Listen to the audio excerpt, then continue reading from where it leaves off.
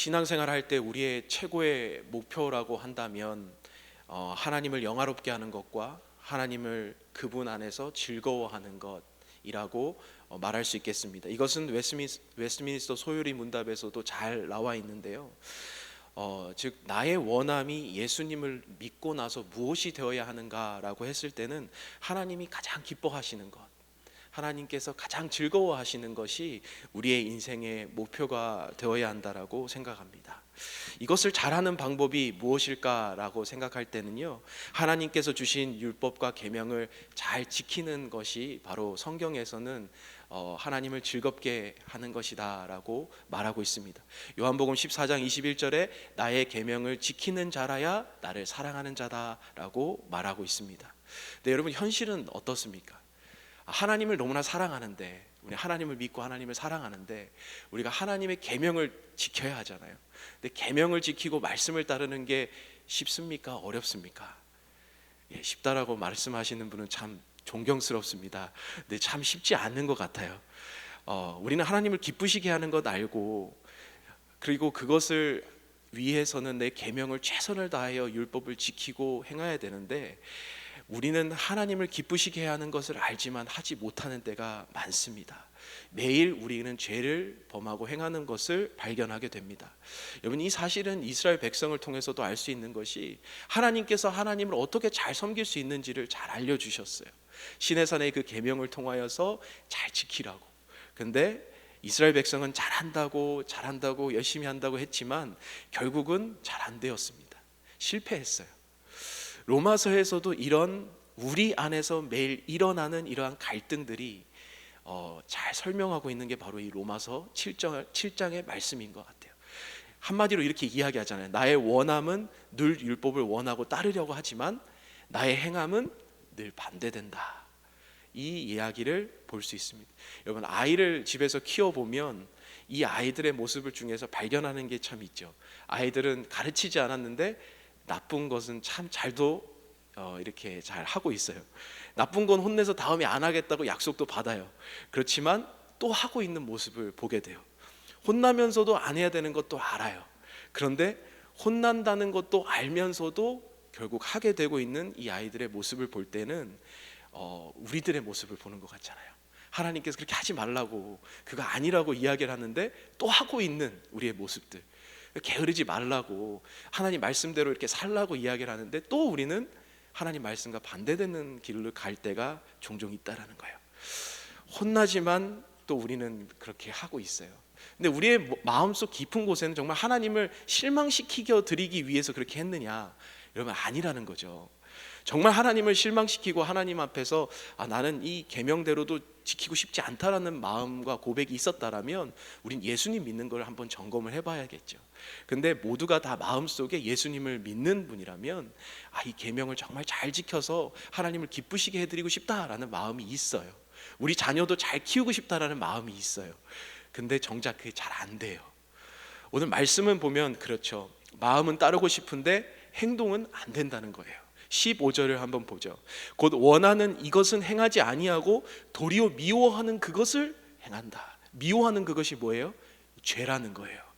내가 원하는 것, 이것은 행해야 하는 이것은 율법이었는데 율법과 계명대로 사는 것은 잘 하지 못하고 오히려 미워하는 죄된 행동을 하고 있는 내 모습을 사도 바울은 보고 있다라는 거죠. 이것을 통하여 발견되는 것이 뭐예요? 18절에 보면은 원함은 내게 있으나 선을 행하는 것이 없다는 거예요.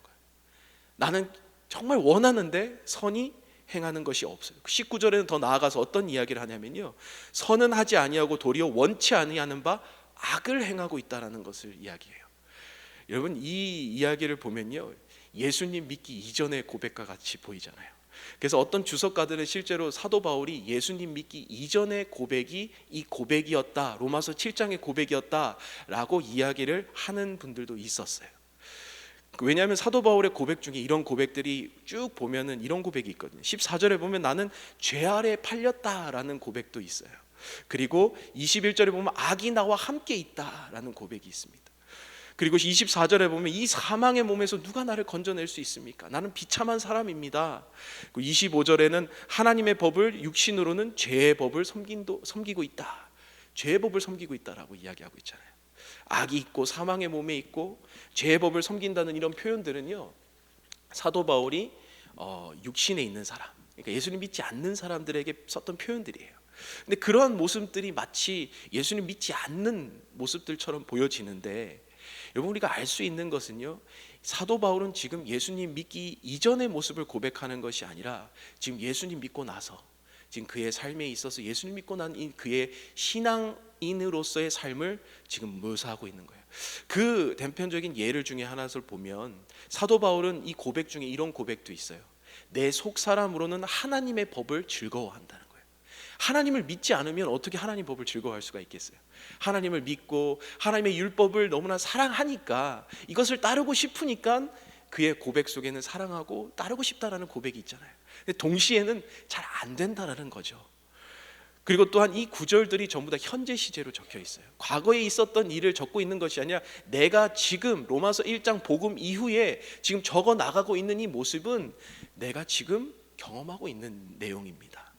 그래서 이 병행하여서 앞 뒤장을 잘 살펴보면 예수님 믿는 성도의 삶 가운데에서 경험하고 있는 자신의 모습을 적고 있다라고 보아집니다. 근데 본문에서 보면 여러분, 이것은 예수님 믿고 있는 저희들의 모습 가운데 우리들의 모습도 있습니까? 아니면 없습니까? 우리들의 모습을 인정할 수밖에 없는 사도 바울의 고백이 있다라는 것이죠. 제가 이렇게 잘 보면은 사도 바울이 이 부분을 이렇게 정리를 해요. 그러므로 내가 한 법을 깨달았다. 내가 하나 가지 깨달은 것이 있다. 곧 선을 행하기를 원하는 나에게 악이 함께 머물고 있다라는 것. 여러분, 선을 행하고자 하지만 나에게 원함과 행함이 따로 놀고 있다. 이것은 이중적이라는 이제 표현이라고 볼 수는 있겠지만, 이중적이라고 해서 우리 모두가 다 비판을 받아야 하는 그런 내용이라기보다는 우리의 어쩔 수 없는 인간의 육신의 연약함을 고백하고 있는 사도 바울의 고백이라고 우리는 볼 수 있습니다. 이러한 고백 가운데 우리는 이 고백 가운데 좌절되어서 아무것도 할 수 없는 것처럼 머물러서는 안 되겠죠.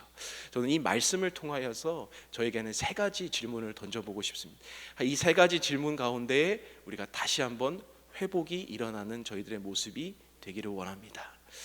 첫 번째, 바울과 같은 고민을 하고 있는 저희들에게 신앙적으로 던져야 하는 질문은, 첫째, 이러한 갈등을 하고 있느냐라는 질문을 던지고 싶습니다. Spiritual struggling이라고 이야기할 수 있겠죠. 내면의 갈등은 이 신앙에 있어서 꼭 필요한 갈등입니다. 여러분, 누구라도 이 갈등 없이 우리가 예수님의 그 믿음의 경지를 도달한 사람은 없었을 거예요. 여러분, 14절부터 쭉 보면 바울도 진짜 정리가 안 되는 거예요. 쭉 보면은 굉장히 혼란스러워하는 바울의 모습을 봅니다. 율법이 선한 줄 알았는데 나는 육신의 죄에 팔렸고, 나는 내가 하는 일을 이해하지 못하고 있고, 원하는 것을 하지 않고 원하지 않는 것을 행하고 있고. 여러분, 이게 계속 무슨 말이에요? 그러니까 이해되지 않는 말을 계속 할 때는 본인도 잘 이해가 안 될 때라고 생각할 때 할 수가 있어요. 그러면요, 여러분, 이 고민이 사도 바울에게만 있는 것이 아니죠. 우리의 내면 안에서도 끊임없는 이러한 전쟁들이 일어난다는 거예요. 근데 그 갈등이 사도 바울에게도 있고 우리에게도 있고 모두에게도 있는 갈등이 정말 없어야 하는 것을 우리가 갖고 있느냐? 그게 아니라는 거죠. 사도 바울이 느끼고 있는 이 갈등을 모두가 다 안고 있고 우리 예수님께서도 알고 있다라는 거예요. 이 공감되어지는 이 갈등 속에서 이 7장의 깊은 갈등을 경험하고 나고 나니 로마서 8장의 생명의 성령의 법이 우리를 자유케 한다라는 고백이 나올 수 있게 되는 겁니다. 이 내면의 갈등은 이런 진실된 표현은 우리에게 있어서는 꼭 필요한 고백들이죠. 이러한 고백이 없이 우리는 예수님 앞에 더 깊은 신앙의 경지로 나아갈 수가 없겠죠. 우리의 죄의 문제는 우리의 인생에서 가장 큰 문제인데 그것이 예수 그리스도를 통해 해결함을 받았습니다. 하지만 그 죄의 속성이라는 것이 있잖아요. 우리 죄의 습성이라는 것이 있어서 자꾸만 우리는 옛사람으로 향하려고 하는 그러한 습성으로 자꾸만 돌이키려는 우리의 마음이 있어요. 근데 그 안에서 예수님을 향하여 따라 살고자 하는 그 갈등이 우리에겐 꼭 필요하다라는 거예요. 그 갈등조차 하지 않는 사람에게는 우리의 삶은 포기한 사람일 수 있겠죠. 근데 이 고민은 모든 신앙인이라면 반드시 통과해야 하는 고민이고 건강한 갈등이라는 겁니다. 여러분, 저희가 사역을 할 때 보면 종종 갈등이라는 것이 생길 때가 있습니다. 근데 그 갈등은 없으면 좋겠지만 이 사역을 할 때에 정말 한 방향으로 성경적으로 나아갈 때마다 꼭 반대의 목소리가 있게 마련이죠. 그리고 그것을 꼭 갈등이라는 부분이 표면될 때도 있습니다. 그런데 정말 기도하면서 정말 열심히 준비하고 이것이 맞다라는 확신 속에서 갈등이 일어나면 그 갈등을 다 통과하고 나서 하나님께서 보여주시는 것이 무엇이냐면, 갈등을 통과하고 난 공동체에게는 한 가지 남겨지는 것이 있습니다. 그것이 무엇이냐면 확신입니다. 확신. 여러분, 어려움과 고난을 통과했을 때, 갈등을 통과하고 났을 때에 그 공동체에게 주어진 것은 비전만을 바라보고 나아갈 수 있는 힘, 그 확신함을 얻게 됩니다. 그러니까 공고함이라는 거죠. 저는 이러한 우리들의 신앙의 영역에 있어서도 끊임없는 내 내면의 갈등을 경험하고 난 사람에게 주어지는 것이 무엇이냐면 하나님 안에서의 확신이에요. 하나님 안에서 우리에게 주어지는 정말 하나님밖에 없구나, 하나님 안에서의 우리가 누려지는 참 자유가 로마서 8장에 어떻게 나올 수 있는 고백이냐면, 이 7장에 대한 깊은 갈등이 통과되어야만 우리에게 나올 수 있는 진정한 자유라는 거예요. 여러분, 이러한 사도 바울의 자유함이, 이 내면의 갈등을 통과하고 난 이후에 여러분에게 주어지는 자유함이 여러분에게도 있게 되기를 간절히 축복합니다. 가장 우리가 기억에 남는, 돌이켜 봤을 때 가장 기억에 남는 것은 가장 힘들 때 통과해 봤을 때, 가장 어려움을 극복했을 때에 그때 임하였던 하나님의 은혜가 가장 기억에 남는 건 아니에요? 우리의 삶에 있어서도 마찬가지일 거예요. 여러분, 사도 바울도 이 죄의 문제를 가지고 고민하고 있을 때 저희들도 다 같은 고민을 하고 있을 겁니다. 이 과정을 통과하고 있다면 여러분 가운데에 진짜 신앙의 맛이 기다리고 있을 겁니다. 여러분, 힘내어서 우리의 이 진정한 영적 내면의 갈등을 잘 통과하는 여러분 되시기를 간절히 축복합니다. 두 번째는 영적 절망을 경험했느냐라는 것입니다. 여러분, 오늘 유명한 구절이 있죠. 24절, 오라 나는 공고한 사람이로다, 이 사망의 몸에서 누가 나를 건져냅니까? 현대인의 성경으로 난 비참한 사람입니다, 이 죽음의 몸에서 나를 구해줄 수 있겠습니까? 이렇게 표현하고 있어요. 여러분, 이 하나님 앞에서의 절망이요, 이것은 우리를 반드시 성장시킨다는 사실을 여러분 기억하시길 바랍니다. 사도 바울은 하나님 앞에서의 절망감을 얻었어요. 하나님이 절망을 주신 게 아니라 그냥 하나님을 만났어요. 근데 하나님이 너무나 거룩하고 의로우시고 하나님의 율법은 너무나 선하니까 동시에 발견되는 게 뭐예요? 내 안에 더러움이에요. 내 안에 조금이라도 남아 있었던 죄였어요. 그게 발견되니까 고백이 뭐예요? 오호라 나는 공고한 사람입니다, 하나님 앞에 설 수 없는 자입니다 라는 고백이 나오게 된다는 거예요. 여러분, 계곡이 깊으면 산이 높다라는 말이 있죠. 내 안에 정말 하나님 앞에서의 깊은 절망을 경험한 사람은 하나님 앞에서의 정말 그 높은 신앙의 경지로 나아갈 수 있는 것 같아요. 사도 바울도 바로 그 밑은 아주 깊은 절망을 경험하고 있는 것 같습니다. 여러분, 이사야 선지사도 하나님이라는 그 하나님을 대면했을 때 느껴졌던 고백이 있잖아요. 화로다 나여 망하게 되었다, 난 입술이 부정한 사람이다, 입술이 부정한 백성 중에 거하면서 만군의 여호와 하나님을 배웠다. 여러분, 하나님을 뵙고 그 하나님의 가장 그 선한 율법을 만났던 사람의 고백이 바로 이 고백입니다. 제자인 베드로가 나는 죄인입니다, 예수님 나를 떠나소서. 이 고백은 우리 가운데의 그 비신앙인의 고백이 아니죠. 하나님을 만난 사람의 고백인 거죠. 여러분, 오늘 우리의 삶 가운데 나의 생활의 절망이 아니라 이 영적 절망 가운데에 하나님을 만난 여러분 되시기를 간절히 축복합니다. 하나님 가운데서 정말 화로다 나는 죽게 되었다라는 고백 가운데 이어지는 것은 무엇이냐면 소망이 찾아오는 거예요. 영적 절망 다음에는 찾아오는 것은 반드시 하나님 안에서 느껴지는 절망은 소망이 우리에게 찾아오는 거예요. 왜냐하면 나를 통하여선 이루어질 수 없거든요. 그러면 반드시 우리는 눈을 들어 하늘을 보게 되어 있습니다. 여러분, 오늘 가장 연약한 나의 모습을 발견하시기 바랍니다. 그리고 동시에 정말 크신 하나님을 만나시는 시간 되시기를 간절히 축복합니다. 세 번째로는 우리가 질문해야 되는 것은 회복을 향하여 가고 있느냐라는 거예요.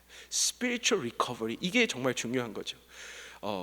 마지막 25절에 사도 바울은 이렇게 고백합니다. 정말 마지막 비신앙적인 고백을 쭉 이었는데 마지막 고백은 하나님 앞에 감사한다는 고백이에요. 이게 뭐예요? 그 회개의 고백 속에서 사도 바울에게 일어나고 있는 것은 바로 회복이었어요. 여러분, 사도 바울의 이 고백은 한 번뿐이 아니에요.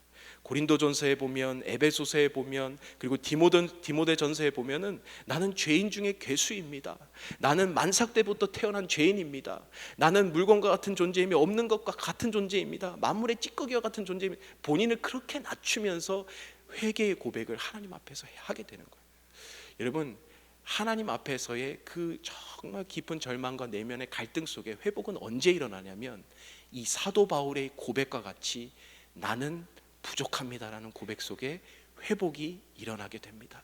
저는 오호라 나는 공고한 자로다라고 해서 정말 끝났구나라는 생각이 들었는데 거기서부터 하나님이 회복시키는 은혜가 있는 거예요. 그러니까 사도 바울은 로마서 7장에서 끝나는 것이 아니라 하나님 8장과 9장과 10장 이어서 16장까지 적어 나가시게 되는 거죠. 사도 바울의 그의 입술을 통해서 일어났던 고백이 무엇입니까? 누가 이 사랑에서 나를 끊을 수 있습니까? 아무도 나를 하나님의 사랑에서 끊을 수 없습니다. 나는 이 선한 싸움을 다 싸우고 믿음을 지켰고 나는 그 달려갈 길을 마쳤다라는 그의 고백 속에서 제가 발견했던 것은 사도 바울이 했던 것은 고백밖에 없었고 하나님이 그 믿음을 지키어 그를 그 자리에 있게 하셨다라는 겁니다. 철저한 죄 고백을 통하여 하나님 앞에 낮아지니까 하나님께서 그를 하나님 앞에 세우셔서 하나님의 은혜가 사도 바울과 함께 있게 한다는 사실입니다.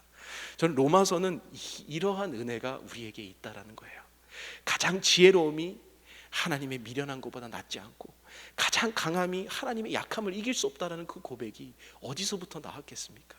깊은 절망과 내면의 갈등 속에서 하나님을 만났던 이 사도 바울의 회복 가운데서 일어났다는 거죠. 저는 이러한 우리의 진정한 회복이 여러분의 삶 가운데 있기를 간절히 축복합니다. 바리새인과 그 사두개인들이 일어서서 나는 하나님 앞에서 감사하면서 기도했을 때 하나님 그 기도를 받지 않으셨어요. 오히려 세리 그리고 저 뒤에서 하나님이여 불쌍히 여기소서 나는 죄인입니다. 나는 하나님 앞에 나아갈 수 없습니다라는 그 고백을 하나님은 기뻐 받으셨다라는 고백이 누가복음에 있습니다. 여러분, 우리의 삶과 자세는 어떠해야 합니까? 오늘 이 로마서의 말씀을 통하여서 우리는 보면 간절한 고백과 부르짖음을 통하여 하나님 앞에서의 회복이 일어난 여러분 되시기를 간절히 축복합니다. 말씀을 마무리하면서요, 한경직 목사님이 템플턴 상이라고 종교계에서는 가장 유명한 상이라고 합니다. 테레사 수녀나 로저 수사가 빌리 그레엄이 받았던 이 상을 수상을 할 때에 있었던 일입니다. 그는 모든 사람이 축하의 예배 자리에 나와 축하할 때에 그는 이런 고백을 했습니다. 먼저 나는 죄인임을 고백합니다. 나는 신사참배를 했습니다. 여러분, 한 가장 영광스러운 자리에서 자신의 최고의 순간에 자신이 죄인이라고 고백했던 한 목사님의 고백, 저는 우리의 삶에도 이러한 모습이 있게 되기를 간절히 축복합니다. 바로 아까 말씀드렸던 대로 우리의 삶 가운데 내면의 갈등을 하고 있느냐, 그리고 절망을 경험했느냐, 그리고 회복을 향해 가고 있느냐, 한번 질문해 보시기를 간절히 축복합니다. 함께 기도하겠습니다.